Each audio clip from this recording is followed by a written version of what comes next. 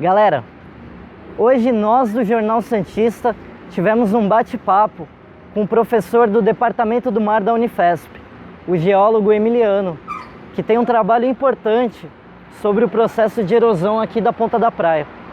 Você que conhece a Praia de Santos já deve ter percebido que depois do Canal 6, aos poucos, a praia tem desaparecido. Esse processo vem acompanhado de outros, como o aumento das ressacas aqui na região. Fique por dentro dessa e de outras questões com essa entrevista do Jornal Santista com o professor Emiliano.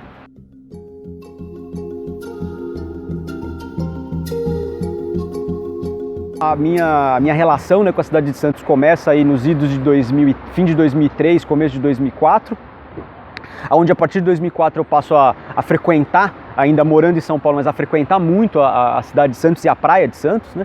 E passou a ser notório, né, perceber que de ano a ano as caminhadas, eventualmente corridas que eu fazia na praia, elas não terminavam mais no mesmo lugar. Elas estavam terminando sempre cada vez mais distante daqui da Ponta da Praia. Então, uma escada que um ano eu usava para sair da praia e acessar o calçadão, no outro ano ela já não existia mais. Ela já era área de mar completo, né? E isso para um cientista natural, né, no caso um geólogo, é muito visível, né? Talvez a gente seja treinado, né, para essa percepção ficar mais aguçada. Então isso começou a me chamar muito a atenção. Quando eu vim passar a fazer parte do corpo docente da Unifesp, aqui na Baixada Santista, do Departamento de Ciências do Mar, e vi aí uma potencial área de estudo, né? Uma potencial área para desenvolvimento de pesquisas e aulas, e isso tem seguido um caminho bastante interessante, com alguns resultados aí efetivos, né, de pesquisa a serem colhidos ainda esse ano, né? Então estão finalizando um artigo a ser publicado em um pequeno livro de uma rede de pesquisadores da qual eu faço parte, né, a Rede Brasil-Portugal. É uma rede de ciências naturais e a gente produz alguns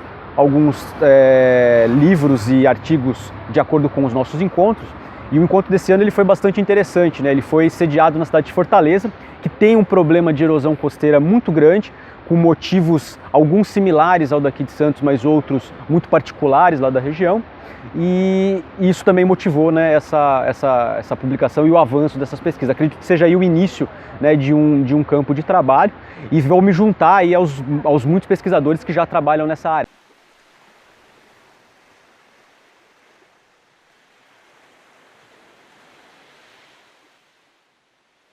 Bom, processos erosivos em áreas urbanizadas é uma situação recorrente, né, em diversos locais do Brasil e do mundo.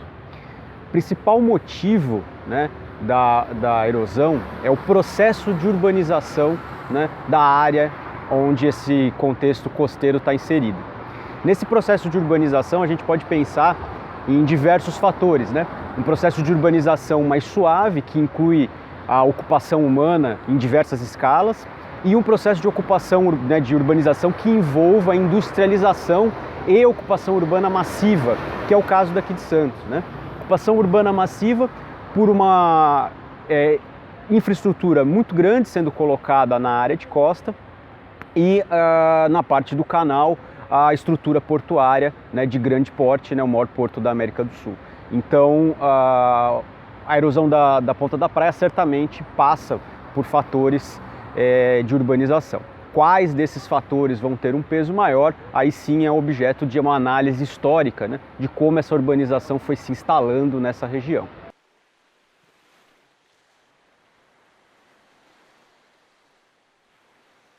A dragagem tende a conferir contornos, né, mais retilíneos dentro do canal onde ela é feita. E a natureza não tem contornos retilíneos em ambientes arenosos, né? A tendência é que essas faces retilíneas sejam atenuadas, né? E nesse processo de atenuação está inserida a remobilização de sedimentos de áreas próximas, né? Então é como se a gente estivesse cavando um buraco na areia fina, areia úmida próxima à água, e a areia da região de entorno começa a desmoronar para dentro desse buraco, buscando um processo de estabilização. É algo relativamente parecido que a gente tem aqui no Porto com a região de praia da Ponta da Praia. Então a areia dessa região ela acaba se remobilizando para o canal, que passa muito próximo daqui, e buscando, né, a natureza tentando conferir essa estabilidade de formas no canal novamente, acaba por ter os sedimentos da praia movimentados para dentro desse ponto dragado. O processo de dragagem é como quando a gente cava um canal, né, para passar água na terra seca, né? Apesar dele ser submerso, ele está embaixo da água, é basicamente a mesma coisa. Se a gente cava um buraco para passar água na terra seca e a água passa por esse canal com muita velocidade, com muita força, ela começa a comer, né, as beiradas desse canal, né? E esse canal vai se alargando. Quando esse canal se alarga, a área externa deles, ou seja, a parte onde não existia, né, o canal, ela vai sendo consumida para dentro desse canal. É algo parecido com o processo de formação de uma vossoroca. E é muito parecido com o que a gente tem aqui, só que o canal ele está embaixo da água do mar, então a gente não vê esse canal, né, mas ele existe, que é por onde os navios passam. E a área externa desse canal, a área exposta, no caso aqui da Ponta da Praia, é a área de praia, né, a faixa de areia, que tem recuado muito, ou seja, a gente está perdendo a areia que era para estar ficando na praia para dentro desse canal. E quando a areia cai dentro desse canal, ela atrapalha o trânsito dos navios. E aí, de tempos em tempos, a administração do porto tem que contratar um grande navio, né, que é a draga, para vir e bombear essa areia que está dentro do canal e deixar a profundidade do canal adequada para o navio passar. E aí essa areia que deveria estar na praia e que deveria voltar para a praia, ela é levada para alto mar, né? Ela é descartada em alto mar porque é uma areia contaminada, é uma areia que não pode vir aqui para a praia, porque ela ia causar problemas de saúde para quem utilizasse a praia. Então é um ciclo, né? A gente tem um ciclo. O canal ele precisa ser afundado para o navio passar. Quando a gente afunda o canal, ele desmorona, né, para dentro as paredes desse canal desmorona para o interior do canal, e aí o canal precisa ser dragado de novo. E sucessivamente. Então a gente vai tendo a areia da praia cada vez mais indo para dentro do canal, essa areia sendo removida e sendo levada embora. Então a gente vai ficando nesse ciclo e com isso, nos últimos 50 anos, a gente perdeu mais de 100 metros de comprimento de praia, de largura de praia, perdão, de comprimento de praia, ou seja, de extensão de praia, é uma conta até maior, né? Porque se a gente recuar para fotos mais antigas aqui da região, a gente vai ver que a praia, ela bordejava o canal e Santos tinha praia de canal, né? Santos tinha uma praia no canal curta, uma praia diferente do que é a praia aqui do mar, mas ele tinha uma praia no canal, né? Então, essa situação de recuo e de erosão, ela é muito grande e ela vem consumindo, né, essa situação, né?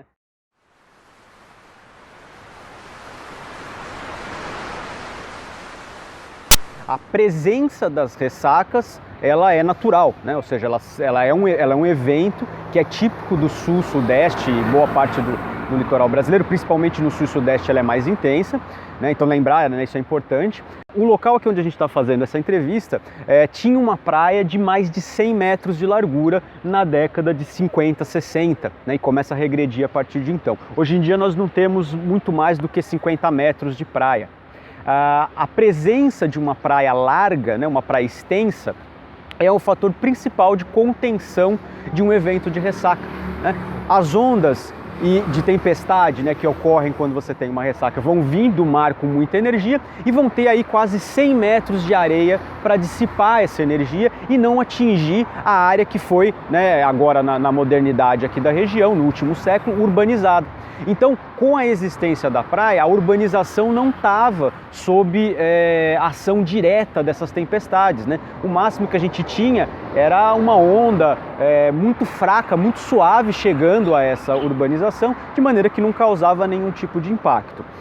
Com a retirada da praia, o que a gente começa a ver é que a área da transição entre a área do mar para o canal, ela está totalmente exposta, ou seja, o mar naturalmente ele já está de encontro com a murada. Então quando a gente tem a chegada dessas ondas de tempestades, elas não têm uma área de areia, né, para perder essa energia que é conferida pelo fenômeno climático. Então o que a gente vai acabar vendo é as ondas chegando com energia completa, como a gente costuma dizer, e se chocando diretamente com a urbanização, né? Acho que a tempestade mais emblemática, pelo menos do ano passado, né? Tiveram várias muito fortes no ano passado, mas a do fim de abril do ano passado, que derrubou, né, toda a murada de contenção daqui da Ponta da Praia por um bom trecho também dentro do canal, ela mostrou como esse local urbanizado está exposto, né, a essa intempérie em função do sumiço da praia. E se a gente volta um pouquinho atrás, né, no que eu acabei de dizer, esse recuo da praia, ele tem sim uma ligação direta com o processo de dragagem. Então a gente acaba por ter situações onde a gente gera uma resposta da natureza, e essa resposta da natureza, no caso, né, o recuo da praia em função desses sedimentos estarem se movendo para dentro do canal, vai remover a praia e, por consequência, um fenômeno climático que antes ele não era tão causador de problemas, né, para a cidade, né, do ponto de vista urbanístico, passa a ser um fenômeno que vai causar diversos problemas, né? O ano passado, o ano de 2016, foi bastante emblemático por isso, onde por diversas vezes, né, tivemos aí danos, né, a esse sistema. Inclusive um dos eventos, né, o processo de reconstituição da urbanização a partir dessa ressaca do fim de abril, ele já estava iniciado, né? Então tínhamos uma estrutura de obras montadas no local, e a ressaca remobilizou a estrutura de obras, né? Então prejudicou instalações que estavam sendo já feitas. Acho que a foto mais emblemática, né, o container que os funcionários utilizavam para fazer os trabalhos, ele navegou pela avenida da praia, então foi algo bem visível, né? Então acho que essas ações, né, e essas reações do meio ambiente, elas estão intimamente ligadas, e a gente vai começar a ter surpresas, né, coisas que não eram muito esperadas de acontecer num passado não muito distante da gente.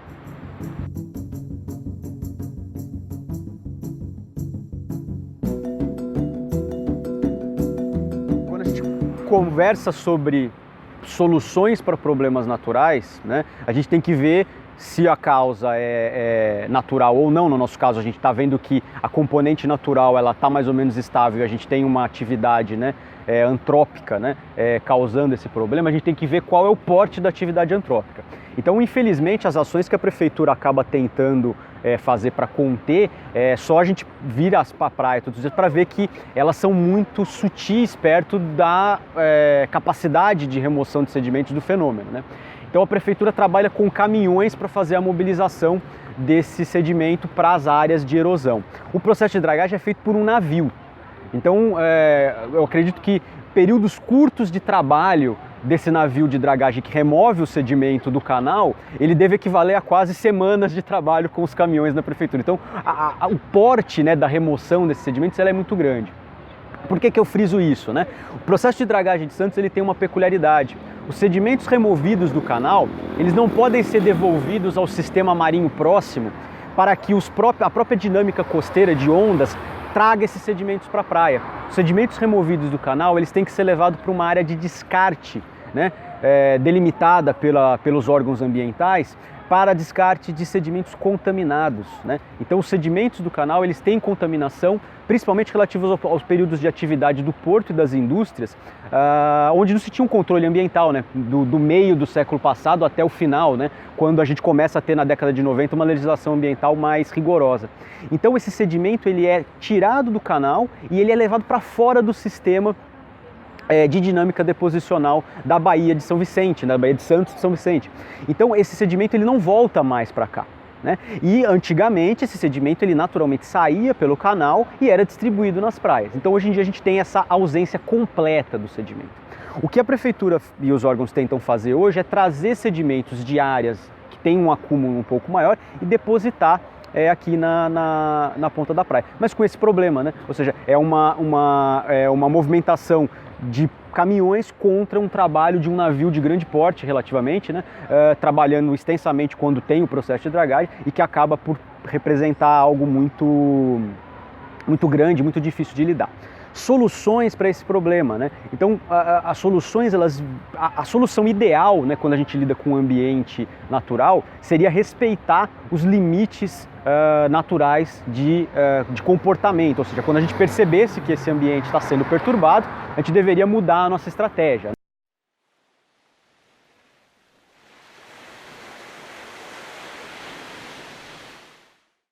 O processo de urbanização aqui em Santos, ele causou, no processo de urbanização da cidade, né, ele causou um fator fundamental e que ele é chave em praticamente todos os locais onde a gente tem processo de erosão costeira.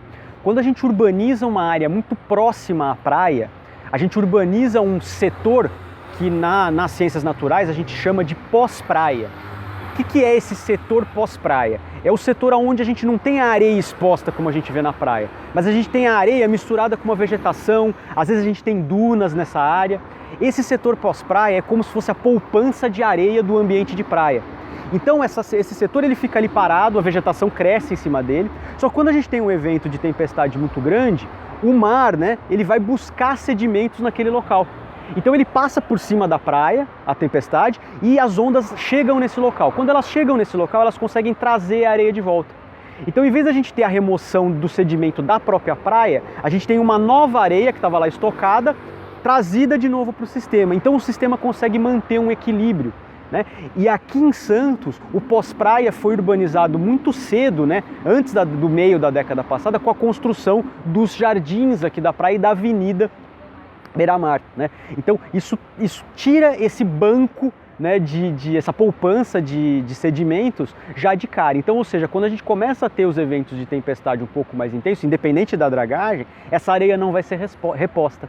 O exemplo da cidade de Fortaleza, ele é categórico, porque a erosão na cidade de Fortaleza, ela é quase 80% responsável, a responsabilidade dela é por conta da urbanização do pós-praia. Porque o mar de Fortaleza é muito mais forte em termos de energia, as ondas são mais fortes do que a daqui. E lá a gente tem algo que também é uma característica fundamental da cidade, que é aquela brisa constante, é extremamente agradável, né, quando a gente está lá em Fortaleza. Essa brisa constante removia o sedimento do pós-praia direto para a praia. Só que lá era um ciclo quase que diário. Você tinha dunas próximas à praia e esses ventos traziam o sedimento para a praia. Quando os ventos invertiam, o sedimento era recolocado lá, mas era uma dinâmica muito estável. Urbaniza-se o pós-praia, constrói-se prédios, avenidas e você não tem mais como o sedimento vir do continente para dentro da praia. As praias recuam de maneira absurda. As praias centrais de Fortaleza praticamente não existem mais, né? Elas são recortes muito parecidos com o que a gente observa na Praia dos Milionários em São Vicente. Você tem um mole e uma pequena cunha de areia represada ali naquele mole, né? Um impacto extremamente grande para o ambiente da região e também para a população que perde, né, os espaços de lazer.